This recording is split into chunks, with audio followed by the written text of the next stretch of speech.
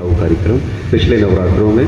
इस बार फिर जा रहा हूँ, अभी फिर से बुलावा आ गया है 20 तारीख को, 20 अक्टूबर को। तो पिछली बार की जो बात थी वो मैं आपसे जो शेयर करना चाह रहा था कि कैसे बुलावा आया मुझे कि माँ देखने वाली है, माँ ही बुलाती है। जबकि वहाँ लोग सोर्स लगाते हैं माँ वैष्णो देवी के दरबार में, क्योंकि 10-10 करोड़ लोग दर्शन के लिए आते हैं वहाँ। सब जानते हैं माँ का शक्तिपीठ है, श्री माता जी का शक्तिपीठ है एक तरीके से। तो पिछले साल मुझे पहले नवरात्रे के दिन वहाँ से फ़ोन आया महंत जी का, बोले आप दीपक भैया बोल रहे हैं? मैंने कहा हाँ बोल रहा हूँ भाई। बोले आपको माँ वैष्णो देवी बुला रही है। मैंने कहा बहुत अच्छा लगा मुझे ये सुन करके।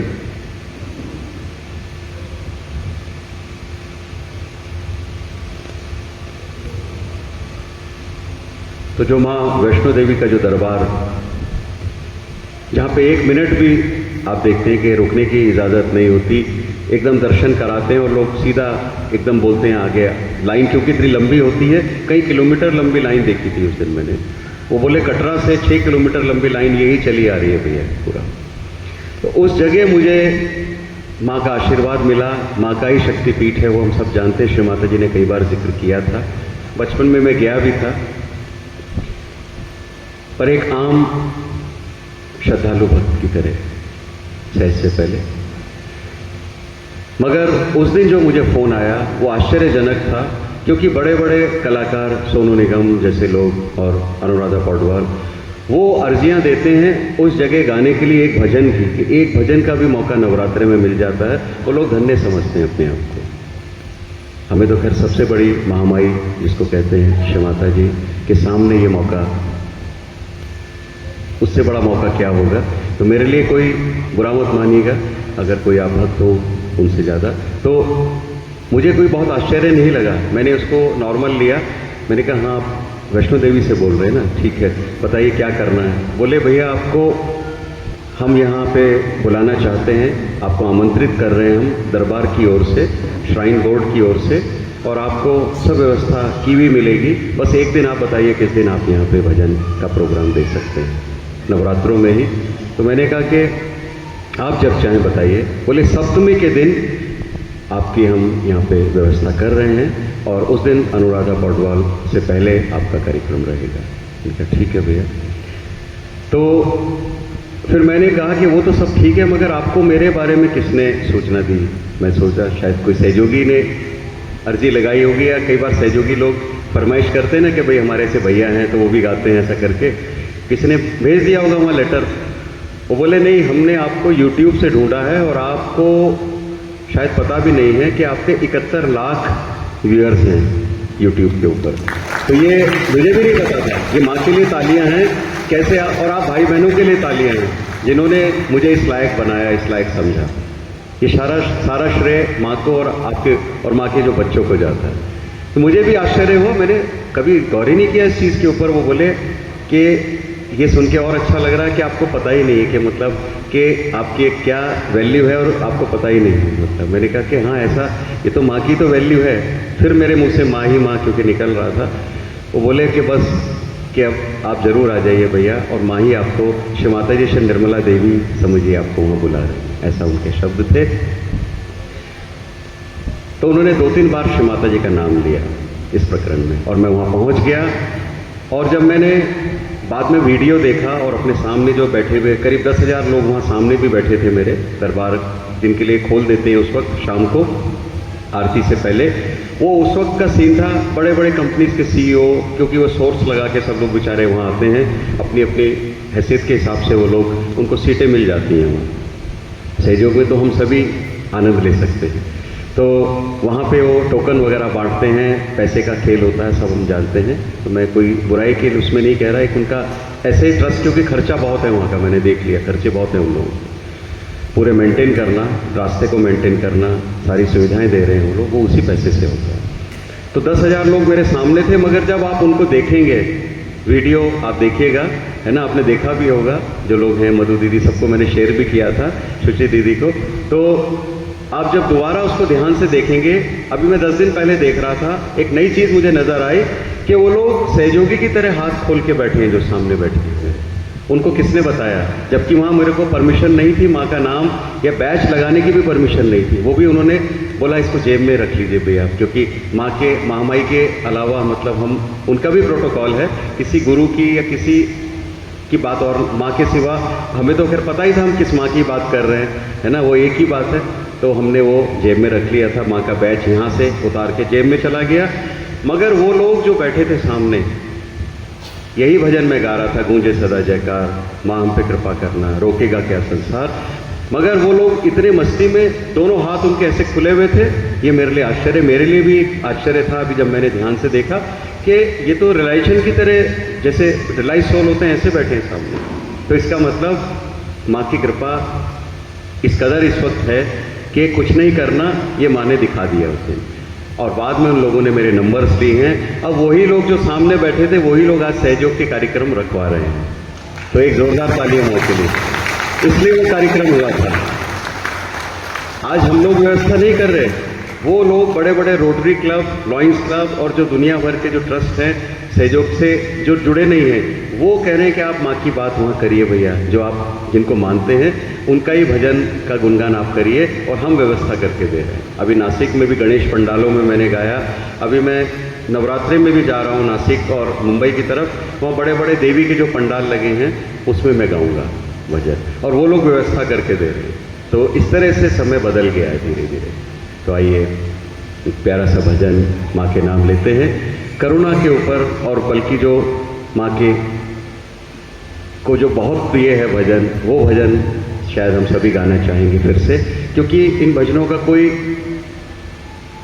मोल ही नहीं लगा सकते हम लोग के कौन भजन ऊपर है कौन नीचे। कई बार सहयोगी पूछते हैं कि भैया नया भजन कुछ हो जाए, फिर मैं कहा हाँ भाई बिल्कुल तैयारी है, फिर पर वो बोलते हैं भैया वही भजन कई बार यही बार बार सुनते रहे तो इनसे ही मन नहीं भरता, ऐसा बोलते हैं सहयोगी भाई। तो आइए एक वही भजन लें, वैकुंठ वाला भजन जो सब माँ को सुनाना चाहते हैं मेरे साथ नवरात्रों से पहले। बहुत सुंदर दिन ये शुरू हो रहे हैं जैसे, और देखिए वातावरण अपने आप बदलने लगता है जब हम बैठते हैं माँ के श्री चरणों में। और बहुत खुशी है कि दूर दूर से मैं देख रहा हूँ भाई बहन अभी भी आ रहे हैं, तो बहुत अच्छा लग रहा है मुझे इतनी कलेक्टिविटी यहाँ देख करके, बहुत सुंदर। वैकुंठ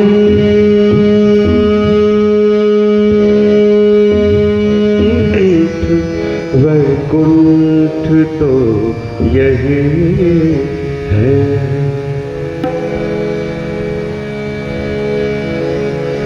हृदय में माँ, हृदय में रहा करना, मोरी माँ भोली माँ, श्री निर्मल निर्मल माँ, माँ हम पे कृपा करना, माँ हम पे दया करना, माँ हम पे कृपा करना, माँ हम पे दया करना। वैकुंठ तो यही है माँ, वैकुंठ तो यही है माँ, हृदय मेरा करना, माँ हम पे कृपा करना, माँ हम पे दया करना, माँ हम पे कृपा करना, माँ हम पे दया करना।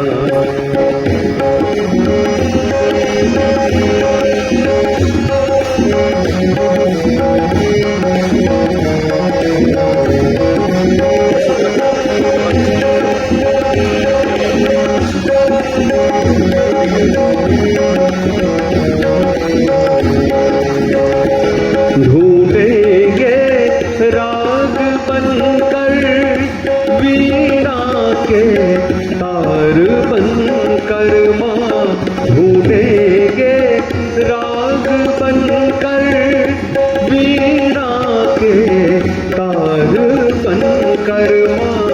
बस जाओ श्रीमान निर्मल, हृदय में प्यार बन कर माँ।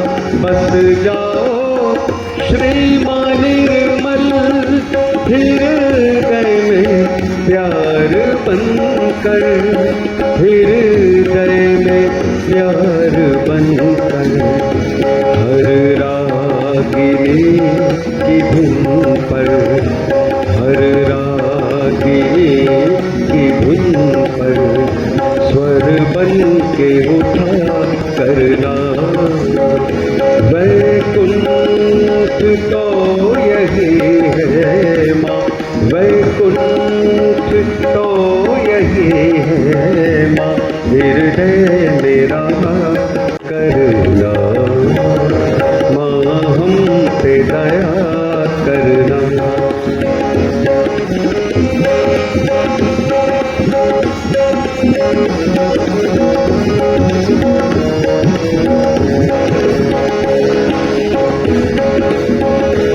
हम पार हो गए हैं लेकर के माँ की शक्ति।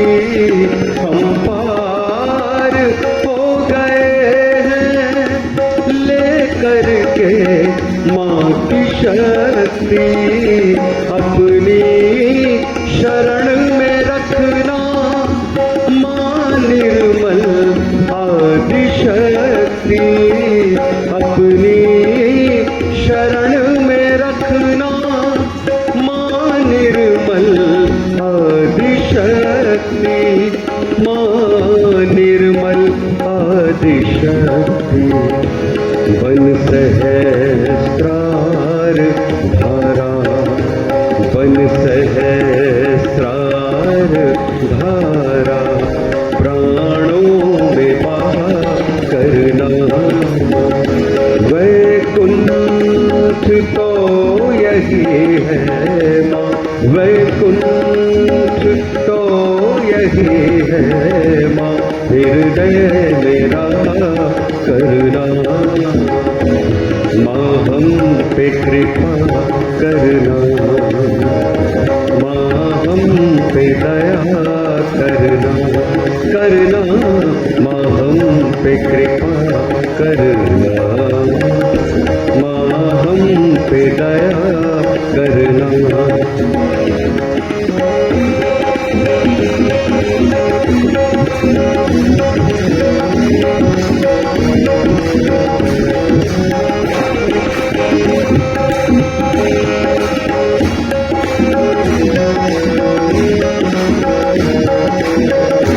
और माँ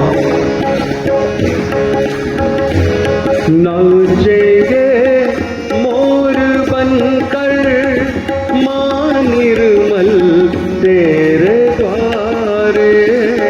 नाचेंगे मोर बनकर माँ निर्मल तेरे द्वारे। माँ निर्मल छाई रहना बन करके मेघकारे। माँ निर्मल छाई रहना बन करके मेघकारे, बन करके मेघकारे। अमृत की धार बनकर, अमृत की धार बनकर प्यासों पे दया करना। वैकुंठ तो यही है माँ, वैकुंठ तो यही है माँ। हृदय मेरा करना माँ, हम पे कृपा करना माँ, हम पे दया करना, करना माँ, हम पे कृपा करना माँ, हम पे दया करना।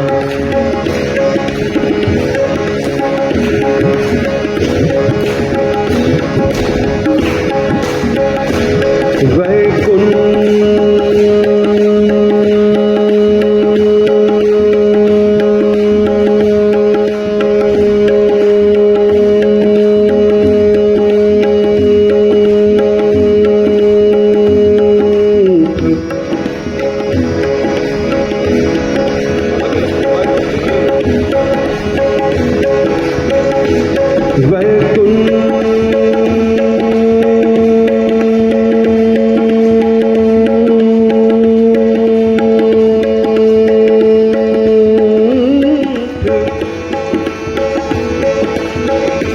वैकुंठ तो यही है,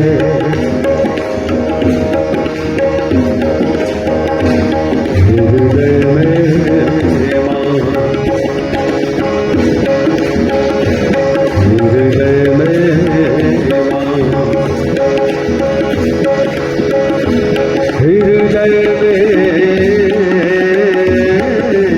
माँ, हृदय में माँ,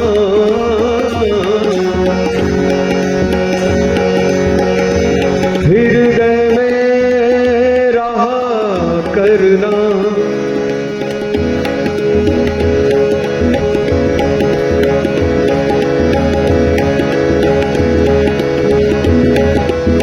मोरी निर्मल श्री निर्मल माँ, निर्मल निर्मल माँ, जय जय माँ, जय जय माँ, जय जय माँ, श्री निर्मल मोरी निर्मल वैकुंठ तो यही है माँ, वैकुंठ तो यही है माँ, हृदय में रहा करना, माँ हम पे कृपा करना, माँ हम पे दया करना, करना माँ हम पे कृपा करना, माँ हम पे दया करना, माँ हम पे दया करना, माँ हम पे दया करना।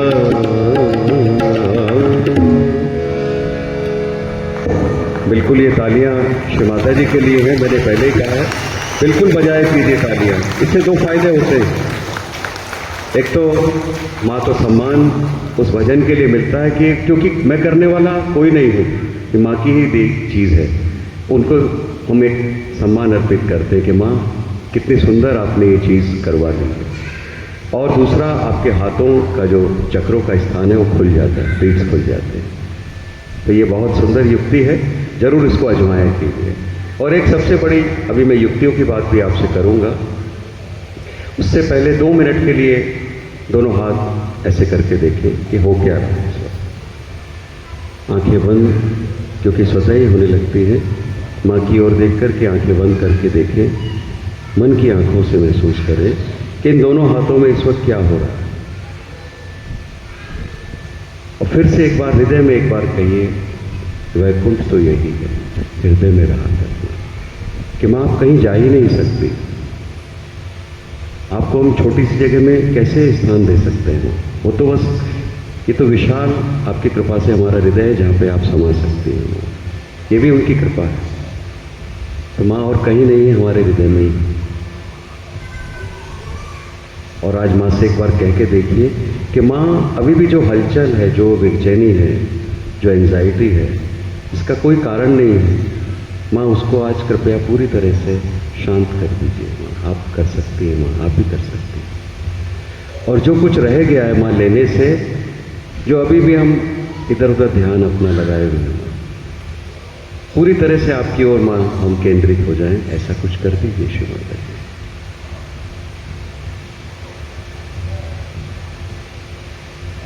देखिए, कहते ही एकदम परम शांति का अनुभव होता है, और चैतन्य की लहरें श्री माता जी की ओर से बहकर के जैसे हमें ढक रही हैं, हमारी ओर आ रही हैं।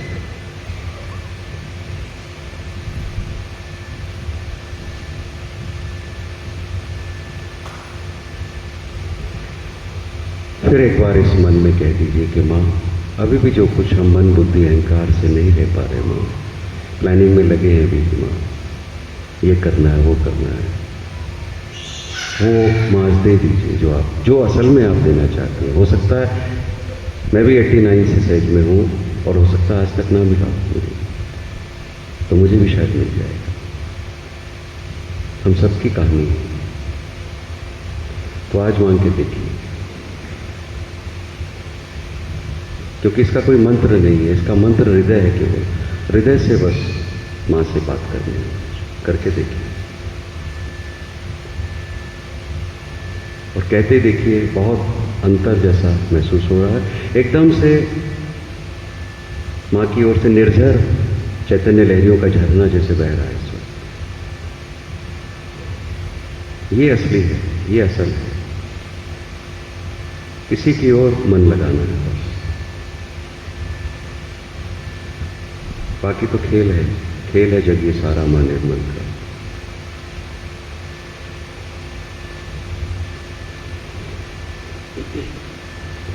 जय श्री माता।